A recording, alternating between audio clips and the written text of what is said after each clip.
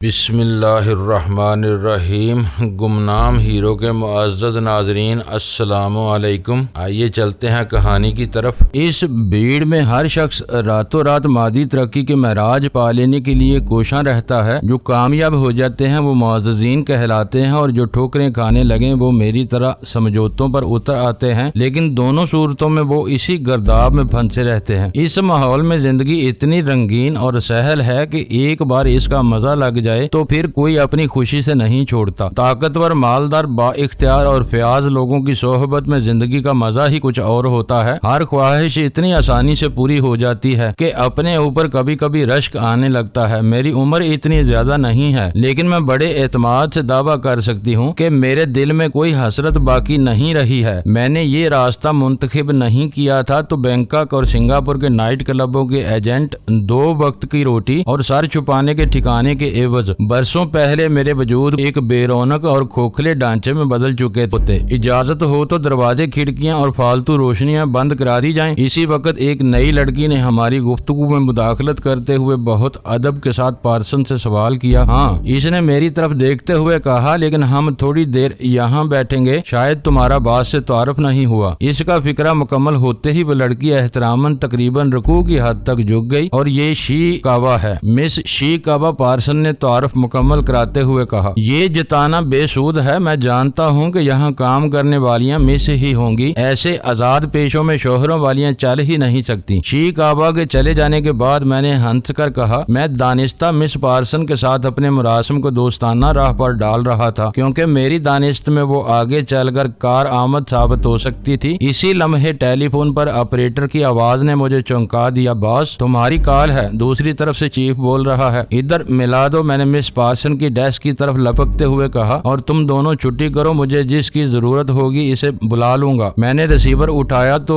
وہ دونوں تیز قدموں سے واپس جا رہی تھی۔ مس شی کاوا گراؤنڈ فلور کے ایک دور افتادہ حصے میں کھڑکیوں کے پردے برابر کر کے فاضل روشنیاں بجھانے میں مصروف تھی۔ ہیلو شوٹر اسپیکنگ، میں نے ریسیور سنبھال کر دھیمی آواز میں کہا۔ تم نے کمال کر دکھایا ہے شوٹر، دوسری طرف سے سیٹھ حبیب جیوانی کی پرجوش آواز سنائی دی۔ مجھے افسوس ہے کہ میں نے تمہارے اندازوں کی تردید کرتے ہوئے اپنی رائے ظاہر کرنے میں عجلت سے کام لیا تھا۔ کوئی بات نہیں، ایسا ہو جاتا ہے۔ تم نے مجھے 1 ہفتے کا وقت دیا تھا، لیکن میں نے دن گزرنے سے پہلے اپنا کام پورا کر لیا، اور اس پورے کھیل میں ہم نے شاید صرف عجائب گل خان کو کھویا ہے، لیکن میں ماجے کو معاف نہیں کروں گا۔ اسے میرے آدمی پر ہاتھ ڈالنے کی قیمت ادا کرنی ہوگی۔ گڈ، اس کی تحسین آمیز آواز ابھری تھی۔ سینڈو میں اس حوصلے کی کمی ہے، تمہاری جگہ وہ ہوتا تو عجائب گل کی موت کو خاموشی سے برداشت کر گیا ہوتا۔ چور اچکوں پر اپنی طاقت اور اختیار کا مظاہرہ کیے بغیر نہ ہم اپنی ساکھ بنا سکتے ہیں اور نہ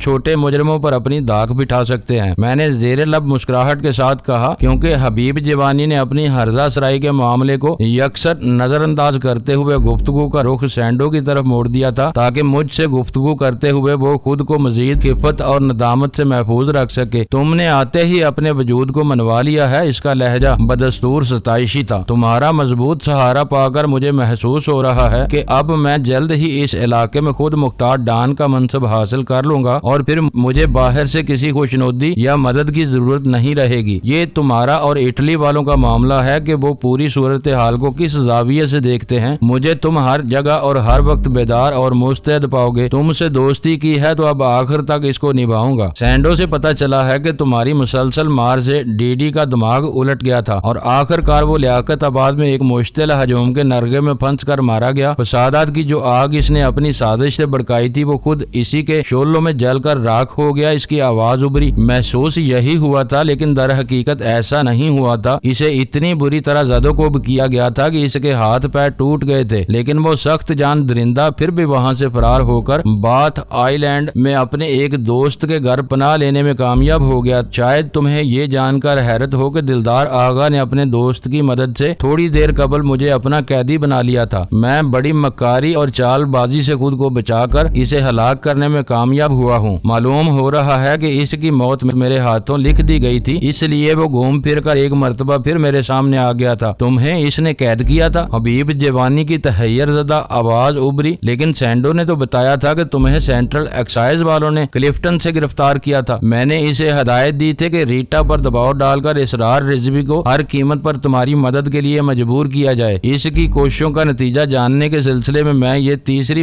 فون کال کر رہا ہوں۔ مجھے تمہاری رہائی کی سب سے زیادہ فکر تھی، لیکن ابھی فون پر تمہاری آواز سن کر میں جوش اور خوشی کے عالم میں سب کچھ بھلا بیٹھا۔ تو کیا اسرار نے تمہارے لیے کچھ نہیں کیا؟ بس یہ سمجھ لو کہ میں اسرار کے تیار کیے ہوئے تابوت میں سے اچھل کر بھاگا ہوں۔ میں اپنے لہجے میں پیدا ہونے والی تلخی میں قابو نہ پا سکا۔ ہم اسرار رضوی کو ریٹا کا عاشق زار اور اپنا وفادار سمجھ رہے تھے، جبکہ وہ ڈی ڈی کا واحد قریبی دوست اور کاروباری شریک ہے۔ زخمی ہونے کے بعد دلدار آگا فرار ہو کر بات آئی لینڈ میں اسی کے گھر پہنچا تھا، اور پھر ریٹا کی نشاندہی پر ان دونوں نے مجھے سینٹرل ایکسائز کی حوالت سے نکال کر اپنا قیدی بنا لیا تھا۔ آج مجھ سے ذرا بھی چوک ہوئی ہوتی تو اس وقت فون پر تم سے باتیں کرنے کی بجائے چکنڈی کے ویرانے میں بے گور و کفن پڑا ہوا ہوتا اور کتے بھیڑیے میری لاش کو چاٹ رہے ہوتے۔ اس کے متجسسانہ اختصار پر مجھے اس کو اپنی گرفتاری سے گلو خلاصی تک کے واقعات پوری تفصیل سے بتانے پڑ گئے۔ اس کا مطلب ہوا کہ اسرار نے ہمارے ساتھ دغا کی ہے۔ پوری تفصیل سن کر وہ برہمی کے عالم میں بولا، دغا تو اس وقت ہوئی ہوتی جب اسے میرے اور مافیا کے متعلق کے بارے میں معلوم ہوتا۔ وہ تو مجھے کوئی ریٹا کا ذاتی معاملہ سمجھ رہا تھا، اس لیے اسے کوئی دوش نہیں دیا جا سکا۔ ساری غلطی ہماری اپنی ہے کہ ہمیں اسرار کے دلدار آغا کے ساتھ مراسم کے بارے میں کچھ معلوم نہیں تھا۔ غافل مسافروں کی طرح ہم جدوجہد کیے بغیر ایک لگے بندے راستے پر چل رہے تھے جو ہمیں اچانک ہی تحت السرا میں بھی پہنچا سکتا تھا۔ کیا تم یہ کہنا چاہ رہے ہو کہ اس معاملے میں سارا قصور سینڈو کا تھا؟ اس نے چپتے ہوئے لہجے میں سوال کیا۔ سینڈو کو قربانی کا بکرا نہیں بنایا جا سکتا، میں نے بے خوفی کے ساتھ کہا۔ اسے قصوروار ٹھہراؤ گے تو تم بھی اپنی ذمہ داری سے نہیں بچ سکو گے، کیونکہ اپنے ماتحتوں کی کارگزاری کی آخری ذمہ داری تمہیں پر آتی ہے۔ اور وہ سور کا بچہ اسرار اس وقت بھی کی کلب میں ریٹا کے ساتھ رنگ رلیاں منا رہا ہے۔ میری منطق سن کر ایک دم ہی اس کا پارا چڑھ گیا۔ وہ چکھنڈی سے میرے ساتھ براہ راست کی کلب میں ضرور آیا ہے، لیکن اس وقت اس کے اعصاب کسی عیاشی کے قابل نہ ہوں گے، کیونکہ چکھنڈی کے ویرانے میں اس نے اپنی ہدایت کے سہارے مجھ سے اپنے عزیز ترین دوست کی لاش تخلیق کرائی ہے، اور پھر وہ اپنے اوپر ریٹا کے ساتھ تنہا نہیں ہے۔ اس کی کھوپڑی میں میری اہمیت بٹھانے کے لیے سینڈو بھی اس کے سر پر مسلط ہے، کیوں نہ اس کا بھی پتہ صاف کرا دیا جائے؟ سیٹھ حبیب نے سوال کیا۔ اس کے لہجے سے ظاہر ہو رہا تھا کہ وہ اپنے ارادے کو عملی جامہ پہنانے کے بارے میں بہت سنجیدہ ہے۔ یہ تو سب سے آسان کام ہے، میں نے بلا توقف جواب دیا، لیکن یہ سوچ لو کہ اس کے رتبے کے کسی اور اہم سرکاری افسر کو رام کرنے کے لیے ہمیں کتنی ریاضت کرنی پڑے گی۔ ایسے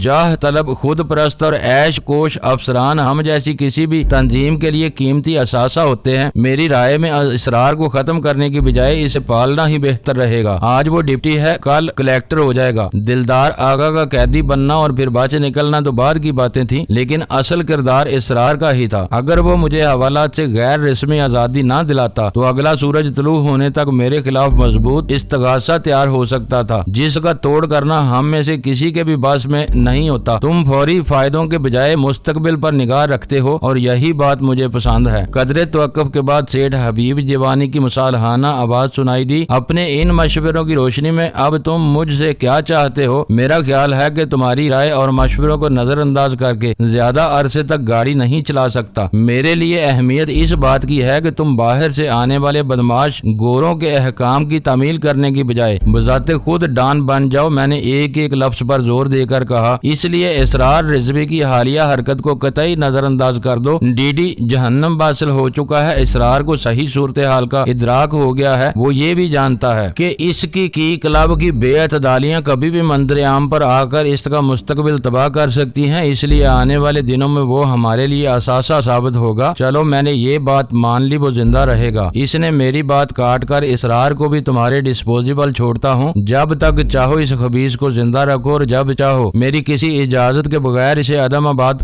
روانہ کر دو۔ یہ بات ہر وقت ذہن میں رکھنا کہ میں فرد سے زیادہ اہمیت اپنی تنظیم کو دیتا ہوں۔ میں تمہاری رائے کو مسترد نہیں کرتا، لیکن میرے لیے یہ کوئی کلیہ نہیں ہے۔ کبھی کبھار افراد تنظیم سے زیادہ اہم ہو جاتے ہیں، جیسے اسرار رضوی اپنے حرامی پن کے باوجود میری نظروں میں اہمیت رکھتا ہے۔ تنظیم یعنی مافیا کے فوری مفادات کا تقاضا ہے کہ اسے موت کے گھاٹ اتار دیا جائے، لیکن میں اس کی زندگی میں اپنے بہتر مستقبل کی نمو دیکھ رہا ہوں، اس لیے میں نے تم سے اسے زندہ رکھنے کی سفارش کی ہے۔ رکھو اسے زندہ رکھو، وہ اضطراری لہجے میں بولا۔ تم نے جو 20 گھنٹوں سے بھی کم مدت میں اپنی جو بیانک اور خوف آور کارکردگی دکھائی ہے، اس کے بعد تمہارے کسی بھی فیصلے پر کسی اعتراض کی کوئی گنجائش نہیں ہے، لیکن 60 لاکھ کا ایک معاملہ ہر صورت میں متنازع ہے، وہ کیا ہے؟ میں نے تیز اور ترش لہجے میں سوال کیا۔ سراج اولڈ کلفٹن پر تمہارے ساتھ ہی پکڑا گیا تھا، اس کی پرسکون آواز ابری۔ سینڈو نے تمہیں بتایا ہوگا کہ اسی کے ساتھ لین دین میں سینٹرل ایکسائز والوں نے چھاپا مار کر ہمیں رنگے ہاتھوں گرفتار کیا تھا۔ وہ لوگ کافی عرصے سے سراج کے پیچھے لگے ہوئے تھے، اس چھاپے میں نشانہ کون تھا؟ میں نے متجسس لہجے میں سوال کیا۔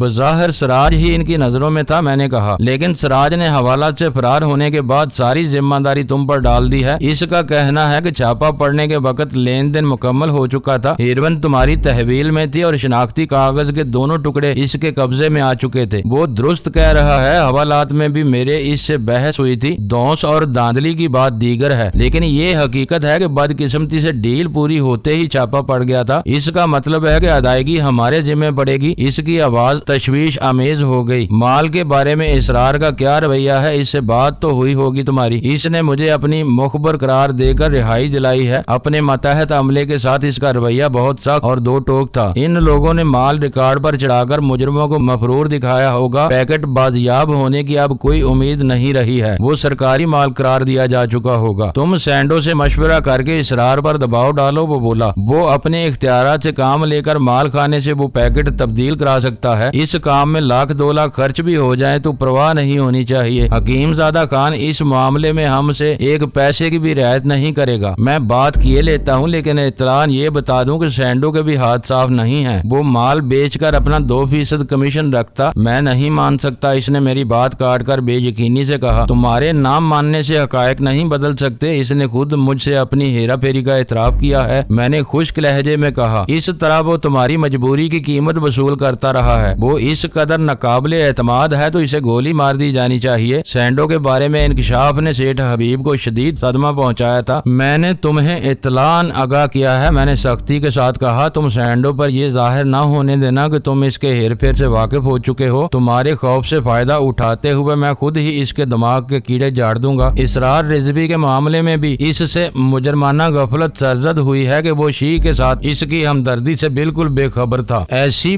بڑی بڑی باتوں کو نظر انداز کر کے ہم اپنی بنیادیں کھوکھلی کر رہے ہیں۔ دشمن کی آدمیوں کا ہمارے درمیان آ گھسنا کسی بھی وقت خطرناک ثابت ہو سکتا ہے۔ ہم جو کچھ بھی ہیں اب تمہارے سامنے ہیں اور تم خود بھی ہم میں سے ہو۔ مجھے خوشی ہے کہ تم نے اپنا چارج سنبھالتے ہی ہر طرف دیکھ بھال شروع کر دی ہے اور اپنی گرفت مضبوط کر رہے ہو۔ اب مجھے ان تمام خامیوں کی اطلاع دینے کی ضرورت نہیں۔ بہتر تنظیم اور کارکردگی کے لیے تم اپنے ثواب دیدی کے مطابق فیصلے کر سکتے ہو۔ ویسے سینڈو اس وقت اوپر سے آ سکے تو میں اس سے کچھ بات چیت کرنا چاہتا ہوں۔ اسے بالکل نہ چھیڑنا، میں نے جلدی سے کہا۔ اس پر اپنی ذات کا بھرم قائم رہنے دو۔ ایک بار یہ بھرم ٹوٹ گیا تو وہ میرے بھی قابو سے باہر ہو سکتا ہے۔ ٹھیک ہے، میں نے اپنے معاملات اب تمہیں سونپ دیے ہیں، جو چاہو کرتے رہو، لیکن مجھے آگاہ کرتے رہنا۔ صبح میں دفتر میں تم سے بات کروں گا، اس نے تھکے ہوئے لہجے میں کہا۔ شہر میں پولیس اور نیم فوجی دستوں کا بھاری گشت جاری ہے۔ آثار و قرائن سے ظاہر ہو رہا ہے شہر کے حساس اور فساد زدہ علاقوں میں کرفیو کا نفاذ ہو چکا ہوگا، اس لیے صبح میرا دفتر جانا یقینی نہیں ہے۔ اگر مجھ سے رابطہ قائم نہ ہو سکے تو اس کا برا نہ منانا۔ مجبوری یہ ہے کہ میرے پاس تم سے رابطے کا کوئی ذریعہ نہیں ہے۔ ریسیور پر اس کے ایک گہری سانس کی آواز آئی، پھر وہ بوجھ لہجے میں بولا، تمہیں معلوم ہے کہ آزاد اور خود مختار ہوتے ہوئے بھی میں اپنے حالات کا قیدی ہوں۔ جب تک میرا ہم شکل غیر ملکی جیل میں سزا کاٹ رہا ہے، یہاں منظر عام پر نہیں آ سکتا۔ اپنی پوری شناخت کے ساتھ میری زندگی بس اپنی بیوی تک محدود ہو کر رہ گئی ہے اور وہ بیچاری محض میری وجہ سے میرے والدین کے تانے سہ کر الگ رہ رہی ہے تاکہ ہم دونوں اکٹھے رہ سکیں، لیکن میرے گھر والے اسے آزاد خیال اور رنگین مزاج سمجھنے لگے ہیں۔ میرا اکلوتا بیٹا مجھ سے دور ہاسٹل میں رہ کر تعلیم حاصل کر رہا ہے۔ اپنی بیوی اور بچے کے مستقبل کو کسی بدشگونی سے بچائے رکھنے کے لیے میں نے یہاں خود کو چھپایا ہوا ہے اور اسی لیے میں نے اپنا فون نمبر کسی کو نہ دینے کا اصول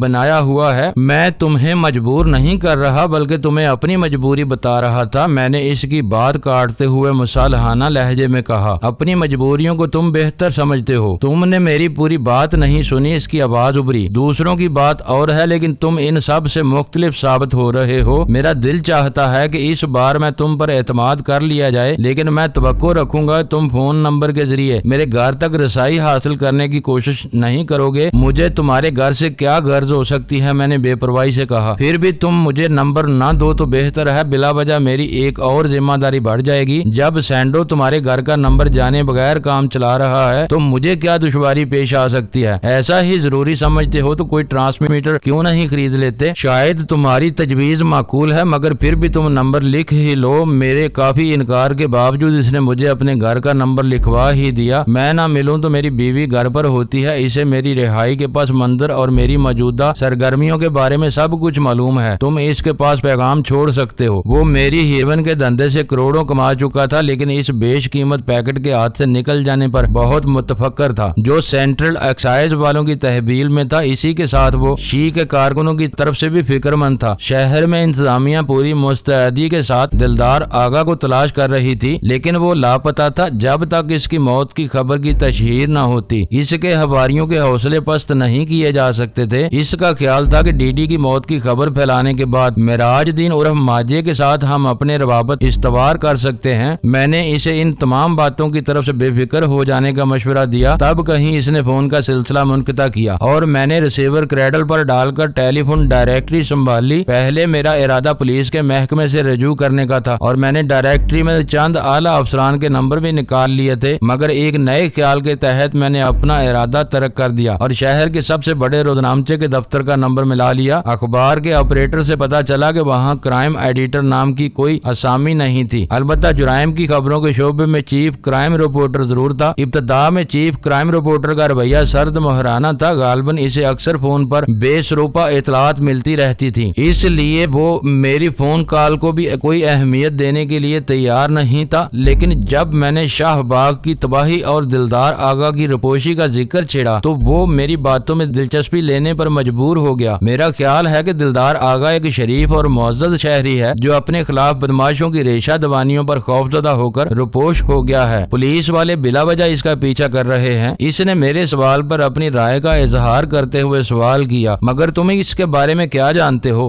دلدار آغا شریف آدمی نہیں بلکہ جرائم پیشہ شخص تھا، میں نے سپاٹ لہجے میں کہا۔ وہ ڈی ڈی کے نام سے شہر میں جرائم پیشہ لوگوں کے ایک مضبوط گروہ کی سرپرستی کرتے ہوئے شہر میں منظم پیمانے پر ہیروین فروخت کراتا تھا۔ اسی کے ساتھ اپنی فیکٹری سے ہارمونیم کیپسولز کے نام سے مردانہ ہارمونز کی آڑ میں ہیروین سے بھرے ہوئے کیپسولز باہر بھی اسمگل کرتا تھا۔ اس کے فروٹ فارمز پر یا گھر پر جو کچھ ہوا اس کی بنیاد پیشہ ورانہ رقابت تھی۔ اس نے جلا کر اس بارے میں فرقہ ورانہ افواہیں پھیلا کر شہر میں فساد کرایا ہے۔ نامعلوم گاڑیوں سے بے گناہ اور نہتے راگیروں پر گولیاں برسانے والے بھی اسی کے کارندے تھے۔ میں تمہیں شہر میں ہونے والے جرائم کی تاریخ کی سب سے بڑی خبر دے رہا ہوں، اور اس خبر کا کلائمیکس یہ ہے کہ دلدار آغا اپنی ساری بدماشیوں کے باوجود اپنے دشمنوں کے ہاتھوں جہنم واصل ہو چکا ہے۔ اس کی بے گورو کفن لاش چوکنڈی کے قبرستان کے قریب ویرانے میں پڑی ہوئی ہے۔ تم اپنے فوٹوگرافر کے ساتھ وہاں چلے جاؤ تو صبح کے شمارے میں ایک دھماکہ خیز خبر اپنے قارئین کے لیے پیش کر سکو گے۔ میں اپنی بات مکمل کر کے خاموش ہوا تو دوسری طرف سے کوئی جواب نہیں سنائی دیا۔ میں نے 2-3 مرتبہ ہیلو ہیلو کہا، لیکن دوسری طرف بدستور سناٹا چھایا رہا اور میں نے بکھلا کر فوراً ہی فون کا سلسلہ منقطع کر دیا۔ میں نے اندازہ لگایا کہ اس رپورٹر نے میری فون کال کو کسی ڈیکٹا فون سے منسلک کر دیا تھا تاکہ میرا پیغام میری اپنی آواز میں کیسٹ پر ریکارڈ ہو جائے، اور وہ خود کسی دوسرے فون پر ایکسچینج سے میرا نمبر ٹریس کرنے کی کوشش کر رہا تھا۔ اس نے میری زبان سے دلدار آغا کا نام سنتے ہی فرض کر لیا تھا کہ میں اسے اپنے فون نمبر یا کسی اور شناخت سے آگاہ نہیں کروں گا۔ تیر کمان سے نکل چکا تھا، جو ہونا تھا وہ ہو چکا تھا اور اسے واپس لوٹانا میرے بس سے باہر تھا، مگر پھر بھی میرا دل کہہ رہا تھا کہ میں نے جلد ہی فون کا سلسلہ منقطع کر دیا تھا، جس کی وجہ سے میرا فون نمبر ٹریس نہ ہو سکا ہوگا۔ اس رپورٹر نے میری کال کو ریکارڈنگ مشین سے منسلک کرنے کی بجائے مجھے باتوں میں الجھا کر اپنے کسی ساتھی کو کال ٹریس کرنے پر مامور کر دیا ہوتا تو ڈی ڈی کے تنازع پر اس عمارت کا حوالہ بھی آنے کا امکان پیدا ہو سکتا تھا، جو بظاہر اس وقت ختم ہو گیا تھا۔ میں نے فون سے فارغ ہو کر گرد و پیش کا جائزہ لیا تو سینڈوز زینو والے حصے کے قریب کھڑا پارسن سے گفتگو کر رہا تھا۔ وہ آپس میں باتیں ضرور کر رہے تھے، لیکن ان کی توجہ مجھ پر ہی مرکوز تھی، اس لیے میرا اشارہ پاتے ہی وہ دونوں میری طرف آ گئے۔ دیر بہت ہو گئی ہے، اب واپس چلنا چاہیے، میں نے سینڈو سے کہا۔ چاہو تو یہاں بھی رک سکتے ہو، اوپر سب کمرے خالی ہیں، شہر کے حالات خراب ہیں، صبح سویرے ناشتہ کر کے چلے جانا۔ پارسن نے خالص گھریلو عورت کی طرح پیشکش کی، لیکن میں وہاں نہیں رک سکتا تھا، اس لیے سینڈو کو ساتھ لے کر باہر نکل گیا۔ اس نے اسرار رضوی سے اپنی ملاقات کے بارے میں زبان کھولنے کی کوشش کی تھی، مگر میں نے اسے خاموش کر دیا۔ وہ کلفٹن سے میری گاڑی واپس لے آیا تھا، میں نے اسی کو ڈرائیو کرنے کی ہدایت کی اور خود پیسنجر سیٹ پر بیٹھ گیا۔ مستعد چوکیدار نے دروازہ کھولا اور پارسن اس وقت تک وہیں باہر کھڑی ہاتھ ہلاتی رہی جب تک ہماری گاڑی رینگتی ہوئی فاٹک سے باہر نہ نکل گئی۔ پارسن ہم سے ہی ہے، لیکن یہ ضروری نہیں کہ وہ ہماری ہر گفتگو میں شریک ہو۔ باہر نکل آنے کے بعد میں نے کہا، اب بتاؤ کہ اسرار رضوی سے تمہاری کیا گفتگو رہی؟ تمہاری طرف سے وہ بہت زیادہ سہم گیا ہے۔ تمہارے سرسری انداز گفتگو سے وہ پہلے ہی پریشان تھا، کہہ رہا تھا کہ تمہاری گفتگو سے تمہارے آئندہ عزائم کے بارے میں کچھ بھی پتہ نہیں چل پاتا۔ اس کا کہنا ہے کہ ایسے لوگ کسی بھی لمحے کوئی بڑا اور غیر متوقع قدم اٹھا بیٹھتے ہیں۔ ریٹا کو اپنی فکر پڑی ہوئی ہے کہ کہیں تمہاری وجہ سے سلمہ کے سامنے اس کی پارسائی کا برم نہ کھل جائے۔ یہ بیکار باتیں ہیں۔ یہ بتاؤ کہ مال کے بارے میں اس کا کیا ارادہ ہے؟ مجھے اس پیکٹ کی مالیت کا اندازہ تھا، اس لیے میں نے اسے خریدا تھا۔ وہ پیکٹ سرکاری تحویل میں لے لیا گیا ہے۔ اس نے یہ اندازہ بھی لگا لیا ہے کہ سراج اس کے ماتحتوں کی غفلت کی وجہ سے فرار ہونے میں کامیاب ہوا ہے۔ وہ شاید اس سے کوئی سودے بازی کرنا چاہ رہے تھے۔ اگر تم اس سے بات کرو تو وہ اپنے ماتحتوں کو دبا کر مال خانے سے وہ پیکٹ بدلوا سکتا ہے۔ پیکٹ کو ضابطے کے تحت جمع کیا گیا ہے تو اس پر گواہوں کے دستخط بھی لیے گئے ہوں گے۔ گواہ کون سے باہر کے لوگ ہوں گے؟ عملے کے آدمی دوسرے کسی پیکٹ پر دستخط کر دیں گے، لیکن وہ تمہاری ہی قابو میں آ سکے گا۔ آج مجھ سے بدک رہا تھا۔ اس وقت شہر کی سڑکوں پر ہو کا عالم طاری تھا، اس لیے ہم دونوں باتیں کرتے ہوئے جلد ہی ٹریڈ لائن کے دفتر کے سامنے پہنچ گئے۔ سینڈو کو اس تاریک اور ویران عمارت کے قریب اتار کر میں نے ڈرائیونگ سیٹ سنبھال لی اور شرفا آباد میں اپنے فلیٹ کی طرف روانہ ہو گیا۔ تنہائی اور اپنے گوشہ عافیت کا خیال میسر آتے ہی دن بھر کی بھاگ دوڑ کی تکان اس وقت ایک دم ہی رنگ دکھانے لگی تھی اور مجھے فلیٹ پہنچ کر لباس بدلنا اور جوتے اتارنا تک محال نظر آ رہا تھا۔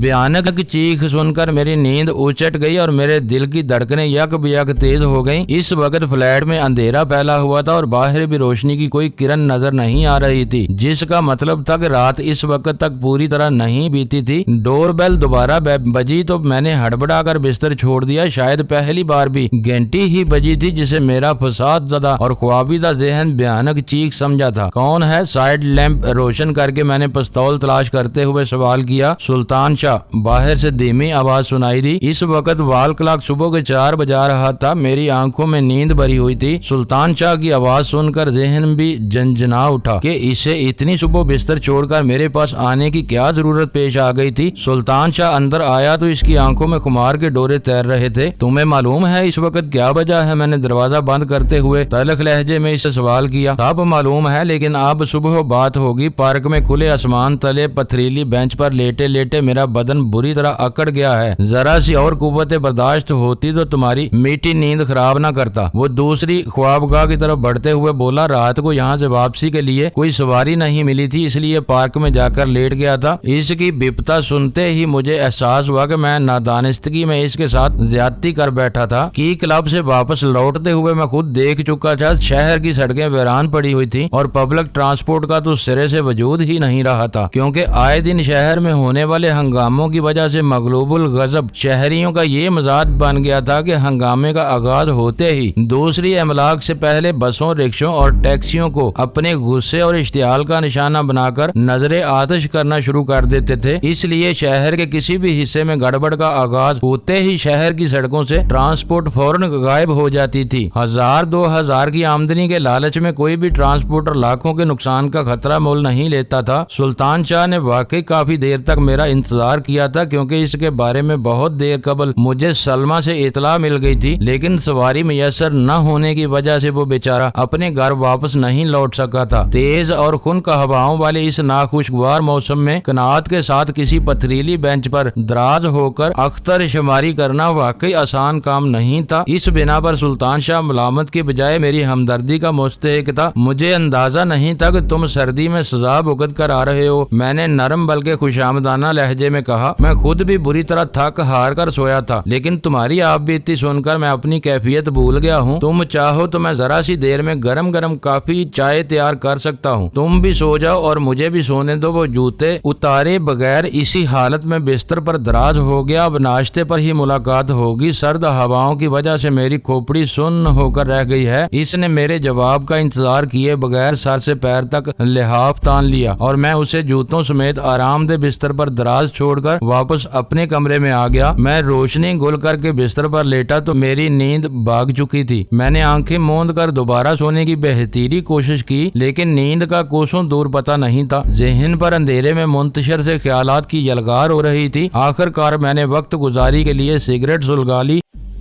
معزز ناظرین، لائک کریں، شیئر کریں اور کمنٹس باکس میں پاک آرمی زندہ باد، پاکستان پائندہ باد کا نعرہ ضرور درج کر کے اپنے ملک پر فخر کریں اور پاکستان کی بنیادیں مضبوط کرنے میں اپنا کردار ادا کریں۔ ویڈیو دیکھنے کا شکریہ۔